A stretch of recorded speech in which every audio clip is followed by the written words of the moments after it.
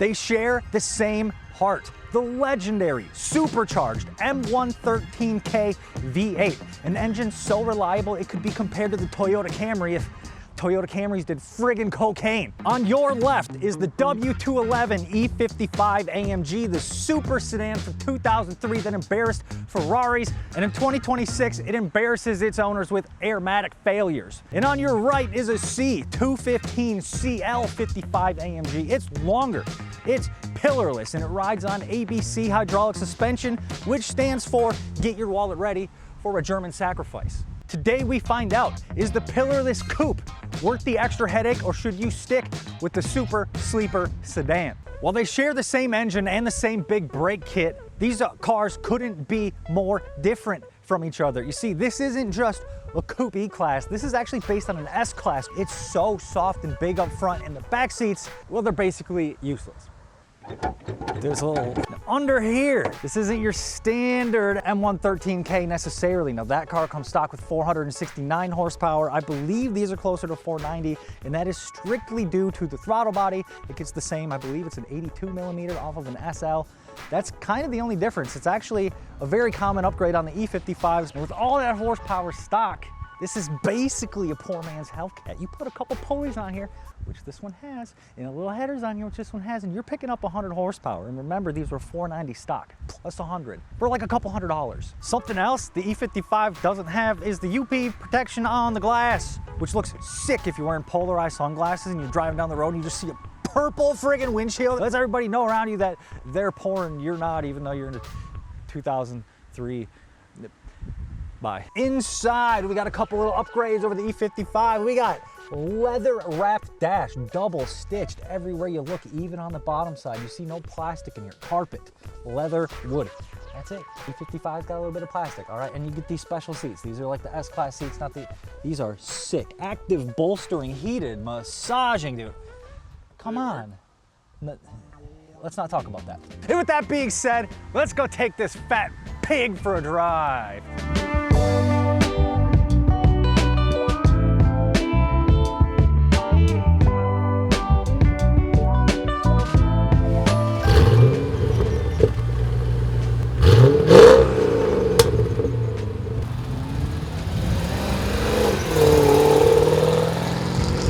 Now, I'm not gonna lie, if you're trying to buy a CL55 on an E55 budget, you're not gonna get the nicest one, and this one is also not the nicest one. This was actually the cheapest one I could find for sale at the time, so it does have a bunch of little issues. There's a button missing here. Right now, my fan doesn't work. I had the AC charged, I got it working, but now the fan doesn't blow any air, so that's fun. So far, I haven't had any ABC suspension issues. Now, what that actually stands for is active body control. And one of the best and worst parts about the CL and its ABC hydraulic suspension is it rides so nice, but it's so expensive when you have to fix it. They actually run hydraulic lines, solid lines, through the body, so you can't actually replace them. So if those go bad, your car's totaled.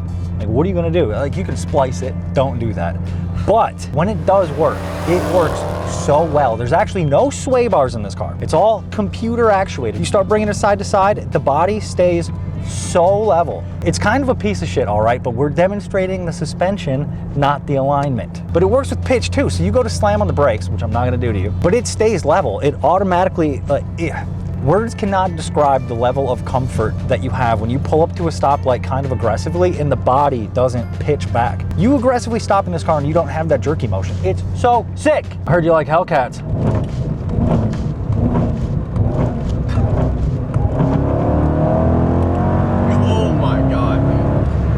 So fucking fast. And for no money, dude. Why are you people buying 392s? You could have a Hellcat horsepower for half the money of a like mid-trim 392 Hellcat, not Hellcat, Charger. Like, what are you people doing? What's broken on this car? Oh, a little bit of everything. It's got roughly 193,067.6 miles. And it's real rough. I want to say it came from New Jersey. It's got a little crust on it. The underneath of the car actually looks okay, but the body, I think some of these body pieces are aluminum and the front fenders are actually plastic. Another common problem, front fenders crack. Guess who's got cracked front fenders? It's me. It's me. Rest in peace.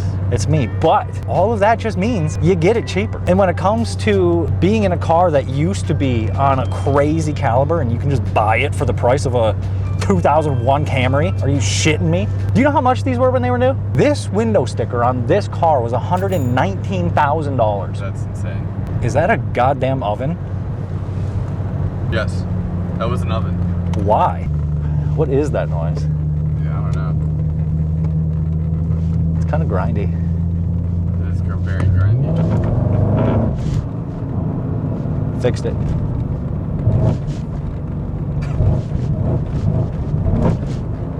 You just hear the motor mounts crying. Oh, Daddy, stop. Now, comparing the CL55 and the E55 is kind of a weird one because this is based on an S-Class coupe. The inside of this car is damn near to die for. There's dual pane glass. This leather it's gotta be different. It's so much softer. The seats are softer. It's quieter in here. The suspension is, I don't wanna say it's softer because I almost feel like the CL handles a little better, but the ABC suspension does just have this perfect combination of comfort and handling, whereas the E55 kind of feels like it's more just for comfort with the air suspension that it has. Now the CL actually weighs 300 pounds more than the E55. But somehow this car, I don't know if it's the coupe form where I'm sitting, it's gotta be the suspension, but it feels multiple hundreds of pounds lighter than the E55 in the way it feels nimble and just does everything you tell it to.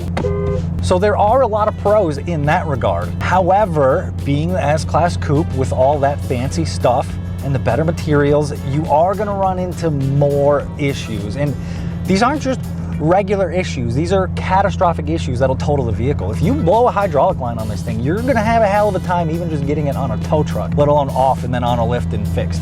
Unlike the Airmatic cars, which you can kind of play with. The other issues you're gonna have with this thing with all this horsepower is your motor mounts, your trans mounts. You're gonna be going through these things. And don't even get me started on tires. It's heavy and it's powerful. I go through a set of tires on each one of my cars every year and a half, 2 years. And I don't drive them very often because I have 4.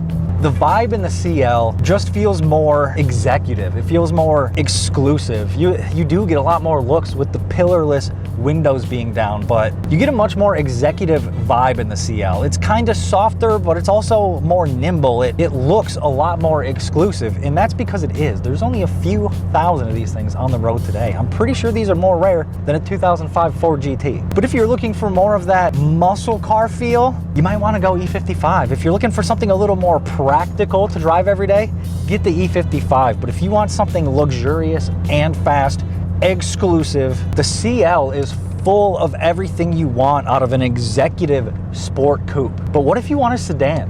What if you want something a little bit more practical and a lot more under the radar?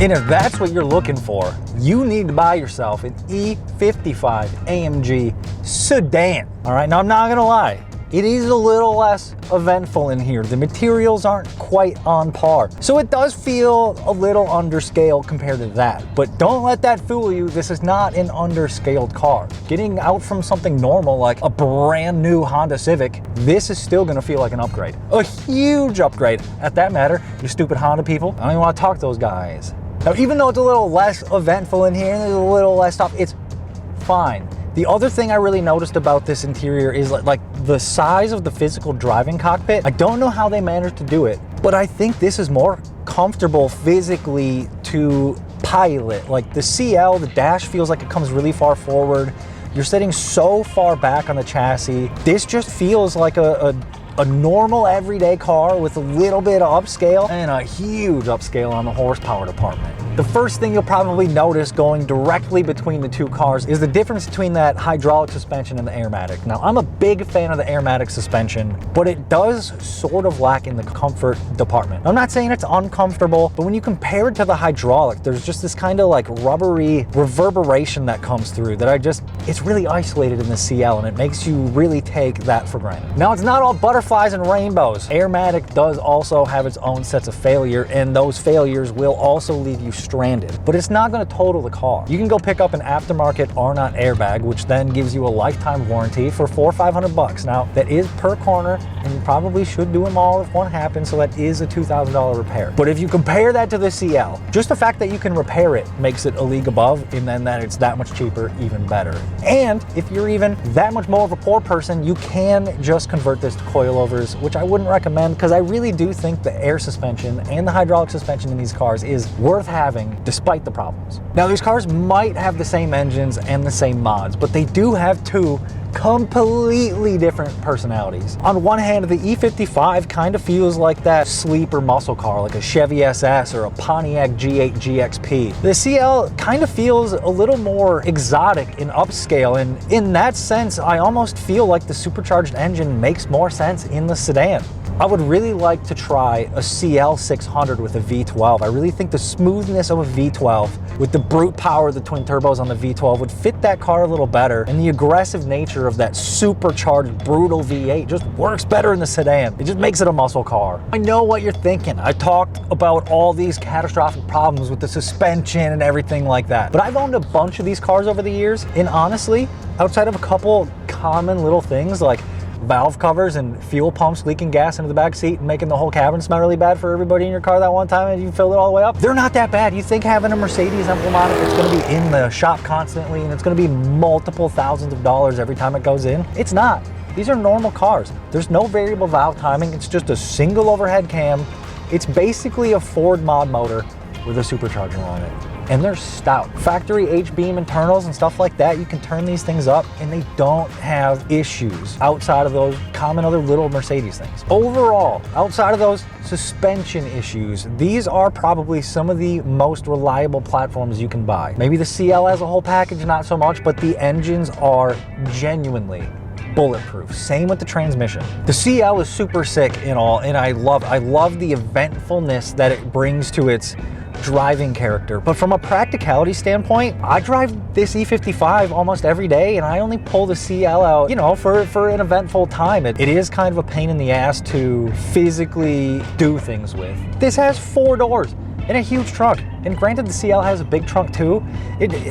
You don't always want to put stuff in the trunk. Sometimes you want to just sit down and reach around and put stuff in the back seat and then not have to go dig for it for an hour because it got sucked in between the 2 seats, and then you got to lean the seat forward and then somehow it got pushed up underneath it and now you got all your weight on the back seat, and then your kneecaps hit the pillar because the door is so long, but the door sill is too far forward for the back seat to get anything in and out of it, and then you have a bruised leg for a while.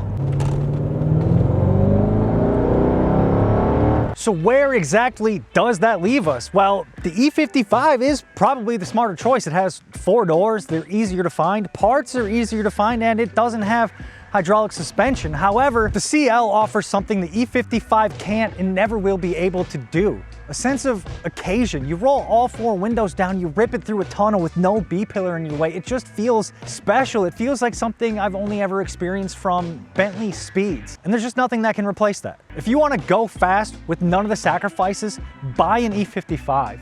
But if you want to roll up with a sense of occasion and look like you own the bank that the E55 driver just robbed, you're getting the CL. As for me personally, I couldn't decide, and I bought both of these, and I honestly couldn't be happier. I drive this one for the occasion, and I drive this one to be sleepy when I need to go get my groceries. Both of them do insane burnouts, and they're probably my favorite cars in the whole wide world. It's my favorite platform. This is like my 5th M113K, and I want more. That being said, if you guys want to see more content of each of these cars individually, maybe together we'll race them. If you want to see a parts breakdown on what makes them so good, make sure you hit that subscribe button. We're going to be doing all kinds of more content like this. And if you thought these were my only 2 AMGs, boy, you ain't seen nothing yet.